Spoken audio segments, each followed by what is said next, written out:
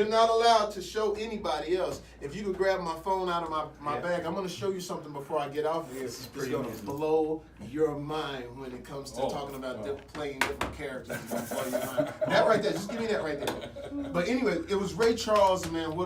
Music, man. That's my whole life had always been music. Sure. My grandmother made sure that I grew up in Texas, but I would play music all over. She made me learn classical piano, and I was like, Granny, why am I learning classical piano? Because you're gonna be able to, it'll be able to get you across the other side of the tracks. I said, what do you mean, like playing? Because our town was black and white. I said, you mean like for white people? No, that's the metaphor. Mm-hmm. Across the tracks of the whole world, you'll be able to go anywhere in the world and play your music. And so by doing that, I went to college, United States International University, on a classical piano scholarship. Wow. But it was crazy because I had a kid from Omaha, Nebraska, who was my roommate, white guy named Mark Provart, who we started sharing music. I was sharing R&B, he would share rock, he would share all these different things, turn me on the Kiss, turn me on the Rush, turn me on all these different things. So all of that music came into play when I went to play, Ray Charles, who was more than just, it wasn't just R&B, it wasn't just soul, he was everything, country and all that. So when I got a chance to meet him, man, it was amazing. Yeah, came from the Northwest. Yeah, came from Seattle. Yes, Seattle. That's what I was. Can I say Mike's name? Yeah. So I was at Mike Gogan's house, and we were talking about music, and we're sitting at the table, and I said, and his mother and his aunt was asking about Ray Charles because that was their era, and I said, well, you'd be surprised. Ray started his music and everything in Seattle. Him and Quincy Jones, and that's how I learned how to do Ray Charles, because I had to go to people who knew Ray as opposed to going to Ray, because Ray was older. So when I went to Quincy Jones, he was like, hey man, Ray was something else, man. He was incredible, man. The music was amazing, baby. We were in Seattle tearing it down, baby. He made us stop wearing zoot suits, man, and like dressed like normal guys, man. He was something else, baby. And he gave me a cassette. I said, well, Mr. Jones, I'm trying to do the young Ray Charles. I need that voice. Where do I get it? He gives me a cassette tape. He said, maybe this will help you. I said, well, it's a cassette tape. I said, so I don't know who has a cassette player yet. So I had to go rent a car from like some rent-a-car service, pop the cassette tape in, and on that cassette tape, I heard, hi, this is Donna Shore from the Donna Shore Show. Here with two very wonderful musicians today, Mr. Kenny Rogers and Mr. Ray Charles. And in the background, you hear Ray Charles. Hey, Donna, I'm so happy to be here. Hey, I didn't know you knew about music, man. This is just a blast. And so that's how I learned how to do the young Ray Charles. Nice. Wow. Awesome. Dude, it's just, if you're just tuning in, we got Jamie Foxx in the studio. In the house like furniture, down like gravity. The first African American to walk up in this building. You know what it is, baby. Rock and roll, rock and soul. And the thing that's so crazy is you look just like you look in the movies. Yeah, crazy, man. But doesn't it trip you out though when you see somebody who does it? A lot of times you see girls that are really beautiful and you see them in person. Whoa, that's not, Yeah. So thank you for that. These guys are huge, and then you meet them, and they're it's real like, tiny. hi down there. It was a trip. Like when we worked with Al Pacino, and it's a trip how you see somebody, in their glory on the movie screen, and then when you meet them, the nicest, sort of not dainty, but smaller. And I was telling you the other day, because I go to meet Al Pacino. I'm nervous for this movie Any Given Sunday, and I go in. He's at this hotel called Shutters on the Beach, and he's sitting in the corner with like it was almost like Godfather light. It was Godfather lighting. You know what I'm saying? It was like, and I was nervous. I said, Mr. Pacino, nice to meet you. Do you like cranberry juice? I was like, what? What? Do you like cranberry juice? They got great cranberry juice. I was like, why would Scarfather want cranberry juice? But it's a trip. So good. Yeah. Well, and of course you were in the movie Ali. Yeah, Did you get to spend some time with Muhammad? We got a chance to spend time with Muhammad Ali, who was just the greatest soul. And at the time, he was, in the twilight of his career. So his speech would be a little, it was tough for him to get his words out. But he was the most gentle person and funny person. Always he did this one thing where he was at the dinner table and he acted like he was having some type of, don't know, some type of episode, right? And everybody was like, "Oh my God, is he okay?" And then he jumps up and scares you and stuff. So you know, he was a jokester, man. But you know, you take a guy from Terrell, Texas, myself, 12,000 people, and to be able to have journeys like this, to be able to run into someone like Muhammad Ali, Ray Charles, Brew and Freak. I mean, come on, baby. I mean, come on, we do it. Now, this is where I want you guys to take me and Dave, though. We want to go to church, because we passed a couple of churches. We do. What was the Cowboy Church? Flathead, or the Flatland Cowboy Church. Oh yeah, right. Oh yeah, the Cowboy Church is popular. I am a cowboy from Texas. So, Dig you. But All yeah, right, man. and I know that you're here. You're actually going to record a little something up in one of our studios, but you have another thing going on that's very cool. The Beat Shazam. Beat Shazam. It's all about music. Now this show, about 4 years ago, I told my manager, I said, listen, we need to do this game show. He said, why a game show? I said, listen, game shows are going to be in the next 4 years. And wouldn't you know it, they are. And our game show is the best. Because our game show is called Beat Shazam. That's the Shazam app, which you can get on your phone. You know, you're somewhere. You know, you've heard about it. You know, you don't know what the song is. You hit a button, it'll tell you what the song is. And so our show is basically, this is the dopest idea in the world. We get 3 couples on our show, three sets, three pair. They go on the show and they identify songs, and if they can identify more songs than each other, they'll eliminate, you know, the other 2 couples, and then they will end up playing against the app Shazam. And if they beat Shazam 7 times, like if they can identify correctly 6 songs, the 7th song is worth $1 million. Wow. And it's on Fox on Tuesdays at 8 o'clock Eastern, 7 o'clock Central. My daughter is my DJ, and we play all, you know, across the board, all types of music. And we've had a couple of $1 million winners, man, which has been incredible. The first year, the first $1 million winner was amazing, because the girl and the guy, they were seeing each other, but the girl said, I wish he'd marry me. You know, he just won't ask me to get married. And he was like, I ain't asking you to get married. And so in between the commercial, I'll be like, yo, you sure you don't want to ask? Hey, bro, please, I just want to play the game. I said, but it looks like you guys might win. I don't, but she's answering all of the questions, right? So now they end up getting to the $1 million round. I go to him again. I said, bro, this might be a chance or a time for you to say, hey, will you be my wife? Because after this money comes through, things gonna get different. Man, she won $1 million. That is unbelievable. And when she won $1 million, the first question I asked, so what about marriage? She was like, well, let's just work out, Jamie. We don't want to rush things right now. There's a tax bracket right now. That is on the network named after you. Yeah, you man. That network, I do. I'm still waiting on that awesome. check to come through. Yeah. I think they left the X off. But yeah, on Fox, man, fun times, fun show, man. And just in the greatest. Like, if you get a chance to watch it, it's really cool, because now you can actually watch from home and play the game, and you can win $10,000 by playing on your phone at the same time with the game. So we just had a $10,000 winner. I'm not for sure if I can say her name, but yeah, she's on, if you look online right now on the Beat Shazam. So it's, you know, it's a cool little show. Are DJs allowed? Because I'm looking we for had a second job. Well, we had DJ come on, and they were terrible. We had a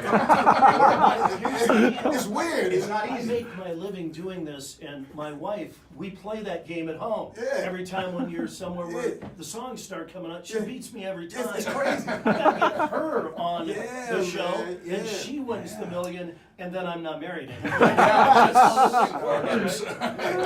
And you know what's crazy about it is that I was the worst host at the beginning, because a black person would come on, I go like, oh yeah, rap category, you gonna kill this, and they wouldn't know it. And it was this little white lady from like South Carolina was killing the rap. Oh, that's Ice Cube. I said, what the? So on our show, some of the people, and I used to say I'm a bad host. I gotta quit judging the book by its cover. A lot of the people would look a certain way, but have the education or the knowledge of music that would absolutely blow your mind. We had this big black dude who knew all the rock, all the country, all the everything. So it's a really cool show, and it's almost like a weird coming together show. Like, you know what I'm saying? And I didn't recognize this. I didn't realize this. the amount of money that we're giving away, $270,000, even if you don't win the million, that's 270. That's Yeah, a quarter of $1 million. That's nice. Yeah, I can use that. That's a quarter of $1 million. Yeah. So what got me was the stories behind it. One guy from Wyoming with his son burst into tears after he won the money, and I was like, "You okay?" He says, "I can pay for my baby's college now." Yeah. Because a lot of student loans, that was the biggest thing. No one could pay their student loans. So I was like, it was amazing. There was his son. He said, I can now take my little babies, put them through college. So it's a lot of great, get your tissues too, because it's going to be some tears. That is Beat Shazam. Yeah. All right, this is really, really, really cool. Not just Oscar Academy Yeah. Award winner, you've won Grammys, Yes. Emmys. It's been an interesting ride for me to go from a little show called In Living Color, where I was the 8th funniest person in the room at any time, to watch Jim Carrey Yeah. emerge. That was like I was 20, 21. And I remember Jim Carrey in his office. I walk in, I said, Jim, what are you doing? Oh man, just writing a little something. But this little movie called Pet Detective. The guy's writing Pet Wow. Detective. He finishes the movie, calls me, hey Jamie. I said, who's this? Jim, hey listen, you wanna come over and see some of this Pet Detective? I go over and see it. After I watch some of it, I shake his hand. He said, why are you shaking my hand? I said, I'll never be able to shake your hand like this again for the next 10 years. You're about to blow the roof off the place. So to go from seeing that, to go from trying to get in the music business, and I would throw parties at my house because I wasn't in the music business, so I would throw parties for music people at my house, and I put a studio in the back, and so I would have everybody come over. One party I had Puffy. Puffy is there, so Puff is in there, Missy Elliott. There was a guy in there that nobody knew, standing on the wall. This is back in the day. His name was Jay-Z. Wow. And he's standing on the wall. I said, yo, what's up? It's a nice party. It's really nice. It's nice. It's crazy. It's crazy. So, and then 2 other guys standing there, tall guy, short guy. Short guy goes, yo, B, it's like this all the time, like music and singers and karaoke. And I said, yeah, who are you? Oh, we're the Neptunes. My name is Pharrell. I said, yeah. So it would be all these different people that would come over. And the next day, that day, a young guy walked in with a backpack on.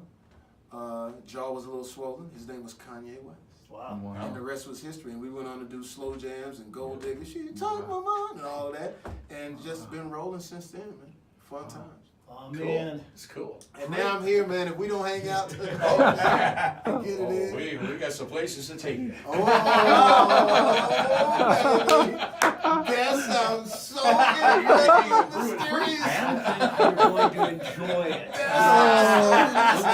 We're heading up the canyon. Up there. Get the bail money and some flares. Hungry Horse. What is it? Oh, that'll be fun. Jamie Foxx is in the valley and Yeah. on with Brew and Freak, and we really thank you, man. Man, listen, and thank you you are so one much. funny dude. Hey man, anytime. Listen, first of all, you know, I've had a radio show back in the day, and I still do my little radio show interviews. This is the greatest, you know, to be able to come and just share and kick it, Yeah. man. So, and I'm gonna show Great you. medium. Listen, I'm gonna show you something because Okay. now, what I just worked on is like a labor of love for everything that I've been doing, and I just directed my first movie. It's a comedy, Wow. and it's about 2 guys. It's about basketball. One guy loves LeBron James, the other one loves Steph Curry. They're just trying to get to the All-Star game, right? Right. And so when I started my directorial debut, my boy Dave O, who's with me right now, said, we got to get people in my little bitty movie. I don't have any money. But I asked all the favors. So I asked Robert Downey Jr. to come and be in the movie. I just need 4 hours. But here's the catch. We don't play ourselves. We got to play different characters and different ethnicities. So I said, I need you to play a Mexican. And Robert goes, dude, here's the deal. Sure, of course. Why not? Mexican, of course, sure, whatever. Right? Shows up, plays incredible character named Gato, blows everybody away. Then I called Gerard Butler, from 300. I Yeah. said, I need you for 4 hours, man. But I need you to play a Russian gangster who loves gymnastics just as much as we love basketball. So he loves Nadia Comaneci Yes. as much as we love LeBron and Steph. And then we got Jeremy Piven. And then we got Benicio del Toro, who Nice. plays a tattoo artist Bias, slash Dr. Phil. And so he says, so he goes, so how do you want the character today? I said, whatever you come up with. So I shoot it at my house. He shows up. He's got tattoos all over himself, right? He made himself up. But he tattoos eyeballs on his eyelids, so when he closes his eyes look open. And he's so brilliant, like every time he said look or see, he would close his eyes. So then we got that, we got Floyd Mayweather, we got The Game, we got Diva Longoria, everybody came through. Nice. But I end up playing a character that I'm gonna show you, but I'm not gonna tell you. I'll only show it for your eyes. A Brew and Freak And exclusive. it's a Brew and Freak exclusive, and here's the thing.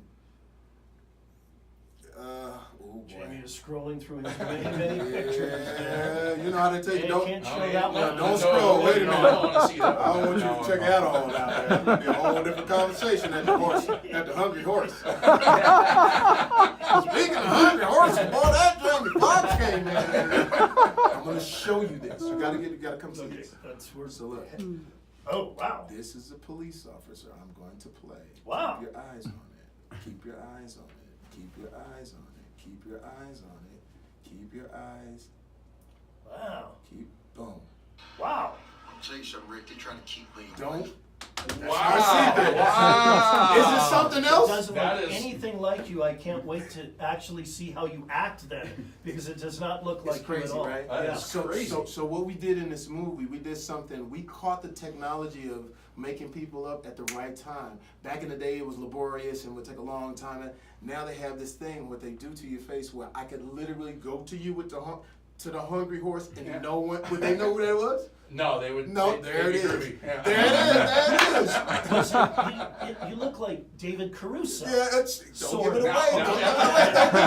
All right, we have to bring this up But it's an exclusive. Freak has a really great idea. No, no, Freak, no. Freak, come on, Freak. This is a good idea. I Freak, think do you should- not get shy, bro. All right. I'm a young All right. dude from We Texas. think this is perfect marketing, and I Love think it. you'd be the guy to do it. I'm with it. I love the Kentucky Fried Chicken Yes. Colonel Sanders. Everybody's doing Colonel Sanders. Yes. Jamie, Yes. would you put on the white jacket Okay, and the Colonel goatee Sanders. and be Colonel Sanders? Here's what I would say. It might not ring too good in the hood. Hey man, you see Jamie with this damn dirty Kentucky Fried Chicken thing on right now. It just came to me. Or maybe But I Samuel do love Jackson. Again, if you didn't like the idea, I was blaming it on the Freak. Hey, don't worry about it, baby. I'm not afraid of my culture. I love my chicken. I just think I it would just be don't great. know if the Colonel Sanders, baby. See, there it is right there. No. All right, and we know you have some stuff that We you got need to work. record here for yet another of your Man. projects. But thank you very much for coming by, thank you. Jamie Foxx. Listen, Jamie baby. Foxx, ladies and Yeah, gentlemen. thank you. Right on, man, right on. Thank you so Yeah. much, baby. We in here.